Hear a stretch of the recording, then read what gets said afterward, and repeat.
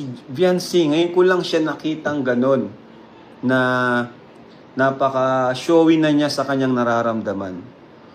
At si Eds naman, showy na rin naman, pero mas ano si Viancy, kumbaga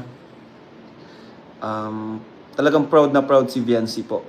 Sabi ko nga ay napakaswerte ni Edo kay Viancy kasi matured ni Viancy. Pero yung pag nag-uusap sila, parang si Edo pa yung natatameme eh. Di ba? Kasi ang babaeng dapat makatuloy ni Eds is yung maiintindihan si Edo. Kasi iba po ang ugali ni Eds, iba ang ugali ni Eds po. Talagang dapat mong intindihin, dapat matured ka na babae. At yun nga, si Viancy yun, napaka-matured ni Viancy po.